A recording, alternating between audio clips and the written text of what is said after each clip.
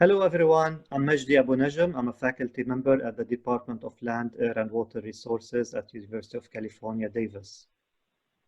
And I'm Ryan Stewart, a faculty member in the School of Plant and Environmental Sciences at Virginia Tech. I'm Laurent Lassabater, a research fellow at the INTPE, Graduate School of Civil, Environmental and Urban Engineering in Lyon, France. It is our pleasure to introduce the special section on non-uniform flow across scales, processes, and applications, which was published this year in Vado Zone Journal. We are thrilled to report that this section attracted a diverse spectrum of outstanding contributions, which led to the publication of 17 original papers on non-uniform flow. We invite you to look into the special section by following the links that appear in the slide and navigating through the special section. As you browse through these papers, we hope you will share our observation of something that was oddly uniform about non-uniform flow, its ubiquity in nearly every soil type and across all scales. Some contributions focus on characterization, while others present new experimental evidence and observation that improve the understanding of non-uniform flow, and still others offer new modeling tools and insight for flow and transport across all scales. As an invited contribution to this special section, Bevan 2018 outlines the historic evolution of knowledge of preferential flows, focusing on the period between 1864 and 1984, and summarized a century-old denial of theoretical and multi-scale experimental evidence of preferential flow, but ending with a positive outlook highlighting current appreciation of the role of preferential flows. Other contribution to the special section focus on the scale of single fractures. Here, fluid movement is often characterized by nonlinear flow and mass partitioning, leading to much uncertainty in the dynamics of fluid movement within unsaturated flow path, pushing the boundaries of process understanding and the scale of individual fractures. Furthermore, several contributions focused on technological, computational, and theoretical advancements in pore network characterization, from 3D imaging and advanced digital imaging analysis to the use of non-Newtonian fluids to partition the pore structure into micro and macro pores. Scaling up, other contributions studied non-uniform flow at the core, column, and pedon scales, where heterogeneous and interconnected dynamic networks of cracks and macropores can dominate flow and transport behaviors. Moving to the field scale, Bagnall and colleagues assessed the impact of shrinkage cracks on infiltration and wetting front characteristics and show that wetting fronts move faster and deeper in dry initial conditions as compared to wet soils, and that soil water content is a primary explanatory variable for the formation and connectivity of shrinkage crack networks.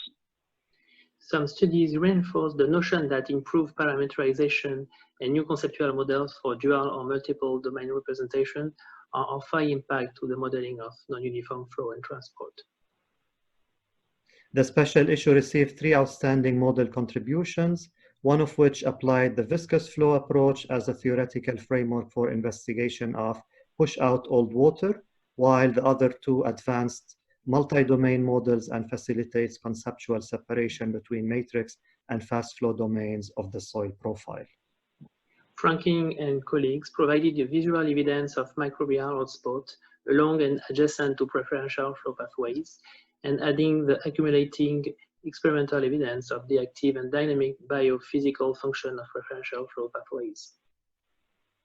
Glacier and colleagues demonstrated that dual permeability simulations of vertical preferential flows reproduced tracer concentrations in multi-depth irrigation experiments at the plot scale, but did not translate to the catchment scale. Instead, lateral subsurface flow, which is another non-uniform flow process, dominated water movement.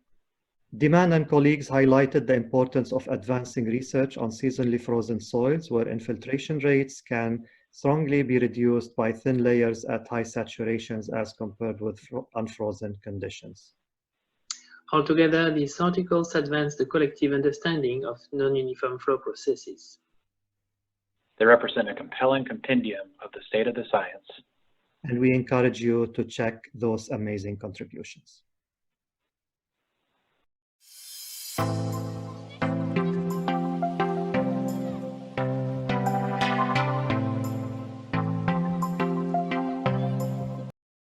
Hi, I'm Shane Franklin from the University of Delaware, and today I would like to give you a short presentation about my paper, More Than Meets the Die, Evaluating Preferential Flow Paths as Microbial Hotspots.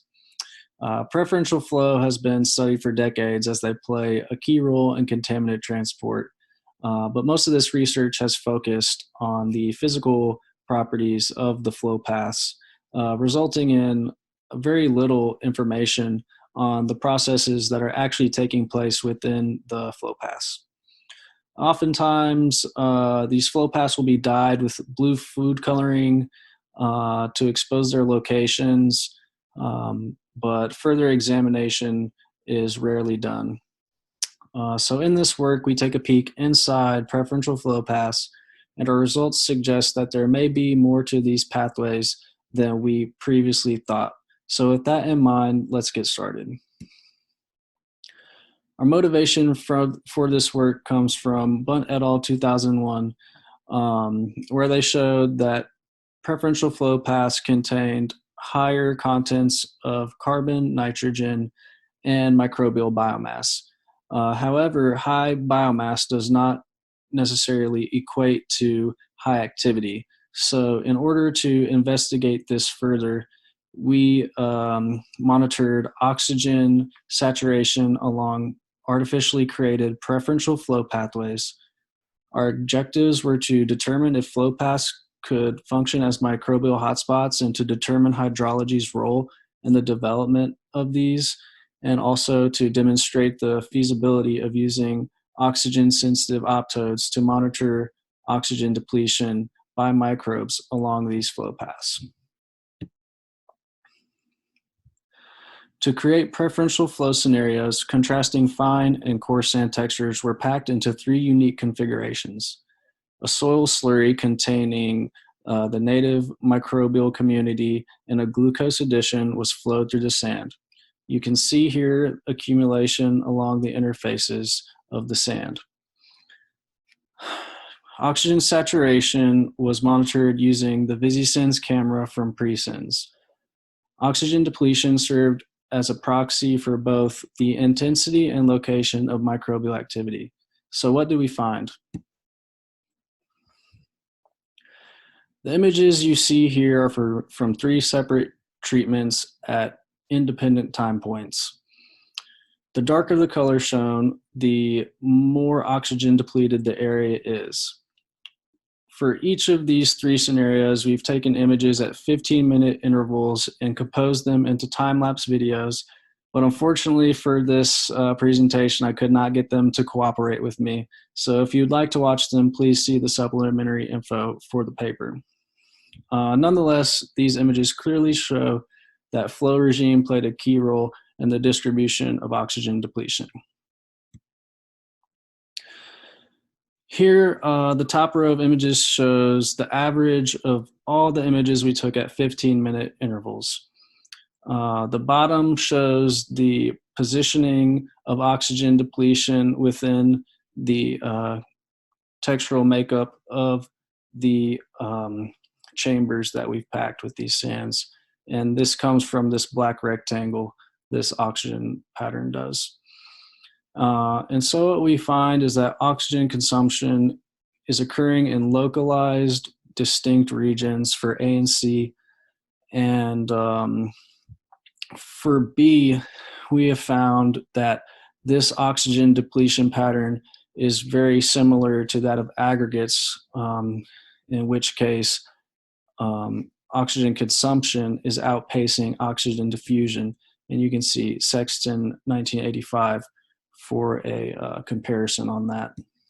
So in conclusion, our results suggest that microbial hotspots are localized along and adjacent to preferential flow pathways. Hydrology played a significant role in the spatial distribution of oxygen along the pathways. The oxygen-sensitive camera allowed a glimpse inside these flow pathways. And finally, the biophysical properties of preferential flow paths remain largely unknown, although we are excited to continue researching this topic and eager to see what we will find. Thanks to Dr. Xian Jin and Dr. Bruce Vasilis for their help on this work. And I thank you for listening, and I hope you enjoy our paper.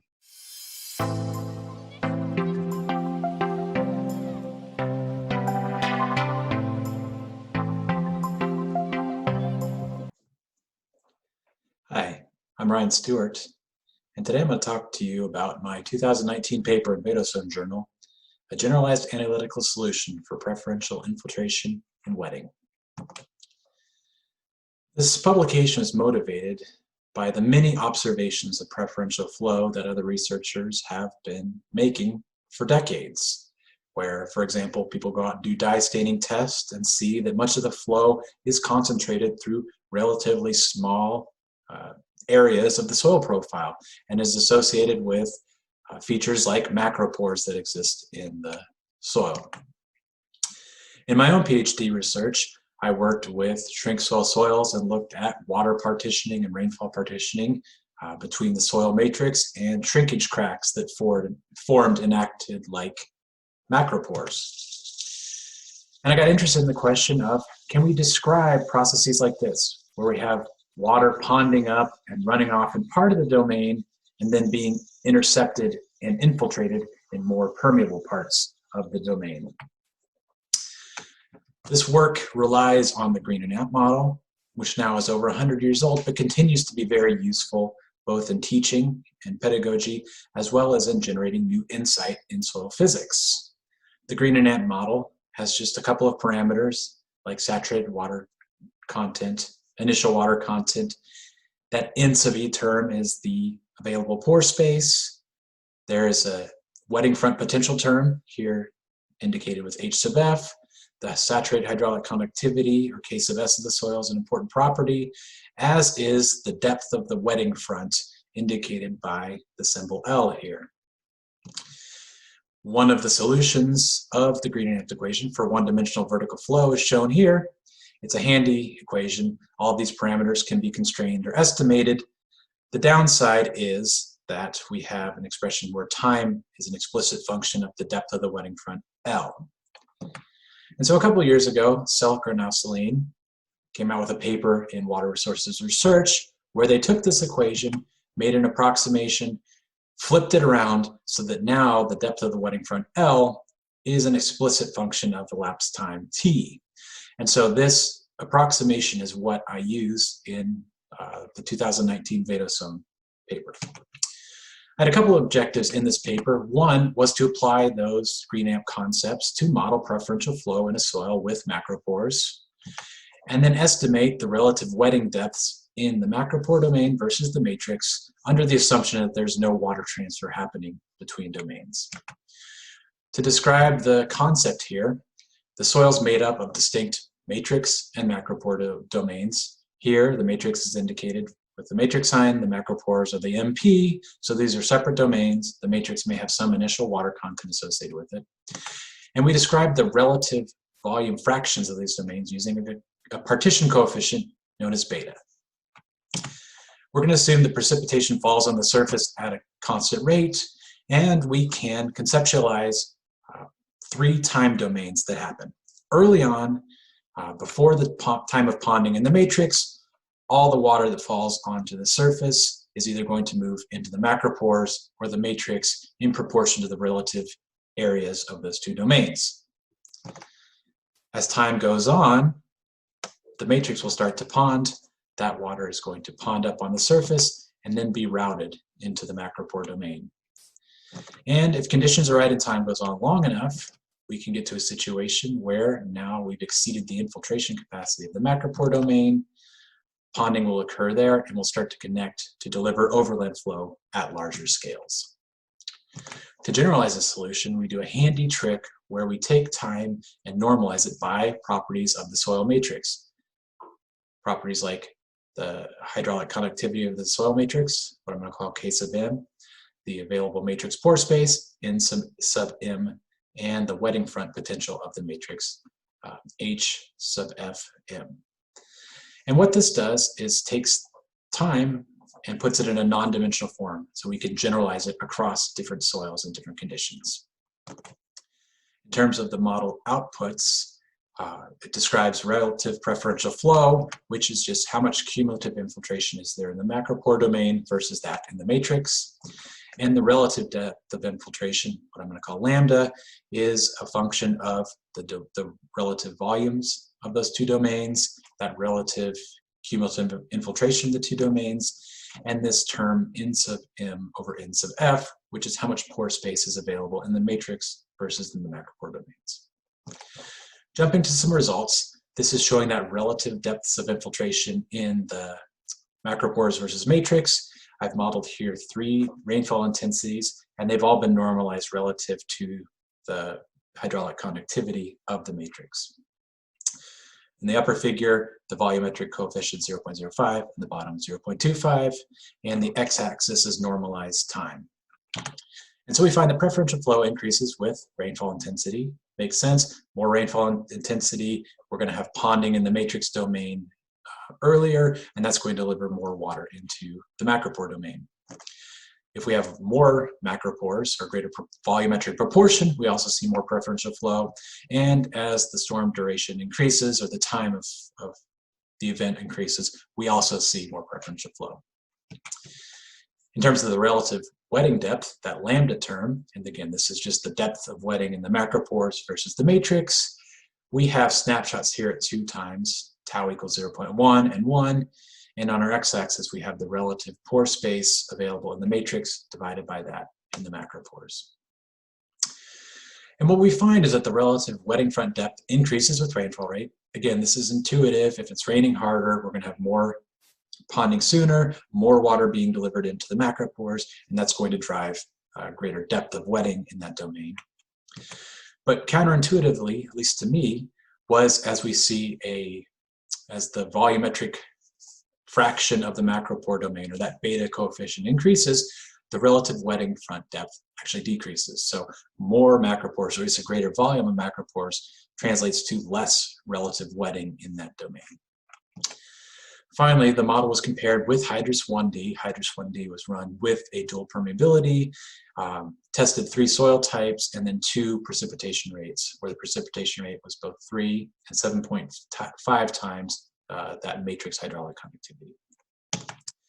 The analytical model, which is shown in the solid lines, predicted a faster time to ponding than Hydrus, which is shown in the dashed lines. However, the Hydrus model simulates a greater amount of preferential flow happening as time goes on. So the 2 models don't exactly agree. There are some differences in their behaviors, but overall they're showing the same general behaviors in terms of how much water is infiltrating in the macropores versus the matrix. And not shown here, but also the analytical solution does a good job of predicting the depth of wetting in the 2 domains absent water transfer. So to wrap up, the Green and AMP approach can be used to model preferential flow in a dual domain framework. And the nice thing about this is there's only a few parameters that we need to know. That volumetric term beta, the rainfall rate over the matrix hydraulic conductivity, the hydraulic conductivity of the macropores versus the matrix, the relative pore spaces in each of those, and this non-dimensional form of time. However, it should be noted that the solution does not account for water transfer, and this is an area of potential future research to try to add in these water transfer terms while maintaining the simplicity and parsimony of this model. So with that, thank you for your attention.